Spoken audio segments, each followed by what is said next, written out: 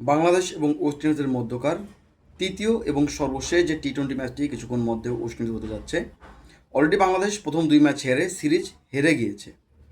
এই ম্যাচে বাংলাদেশের আমি সম্ভাব্য একাদশে যে পরিবর্তন দেখতে পাচ্ছি সেটা 2টা নাকি 3টা। স্কোয়াড একই রেখেছে। আমার প্রশ্ন হচ্ছে, যদি স্কোয়াড তৃতীয় ম্যাচের জন্য সেমই ঘোষণা করা হয়, তাহলে সাইফুদ্দিনকে কেন টিম হোটেলে রাখা হচ্ছে?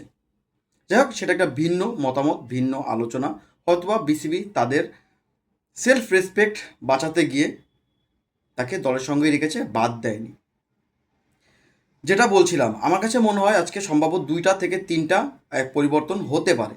নাম্বার 1, আমি যেটা দেখতে পাচ্ছি সেখানে অবশ্যই পারভেজ ইমনকে দলে একাদশে নির্বাচন করা হবে এবং তিনি ওপেনে তানজিদ তামিমের সাথে খেলবে। সেক্ষেত্রে সাইফ হাসান নাম্বার 4-এ চলে যাবে আমার কাছে মনে হচ্ছে তাহিদ হৃদয়ের পজিশনে, এবং তাহিদ হৃদয় নাম্বার 5-এ নেমে গেলে শামীম হোসেন পাটোয়ারি আজকের ম্যাচটি মিস করতে যাচ্ছেন।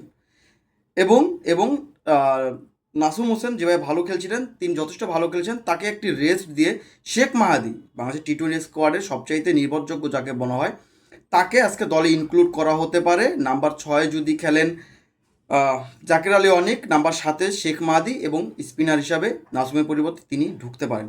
2টি পরিবর্তন হয়ে গেল। নাম্বার 3-এ যে পরিবর্তন আমি দেখতে পাচ্ছি, 8 নম্বরে যথাযথভাবেই রিশাদ হোসেন খেলবেন, এবং 9 নম্বরে যে পরিবর্তনটা আমি দেখতে পাচ্ছি, 9 নম্বরে সাকিবের পরিবর্তে আজকে হয়তো সাকিবকে রেস্ট দিয়ে শরীফুল ইসলামকে খেলানো হতে পারে, এবং 10-11-তে তাসকিন এবং শরীফুল। আপনাদের কি মনে হয়, একাদশটা কি এরকম হতে পারে?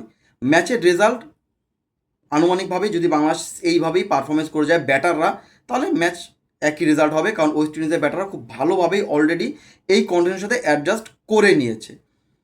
একটা উদাহরণ দেই, আজকে অস্ট্রেলিয়া এবং ইন্ডিয়ার যে ম্যাচটা হচ্ছিল টি-20 ম্যাচ, সেই ম্যাচে ইন্ডিয়া 125 রানে 18 ওভারে প্যাকেট হয়ে গেছে। বাট সেই ম্যাচে অভিষেক শর্মা তার যে স্বভাবসুলভ ব্যাটিং সেটা কিন্তু ছাড়েনি। মাত্র 21 বা 22 বলে তিনি 50 তুলে নিয়েছেন।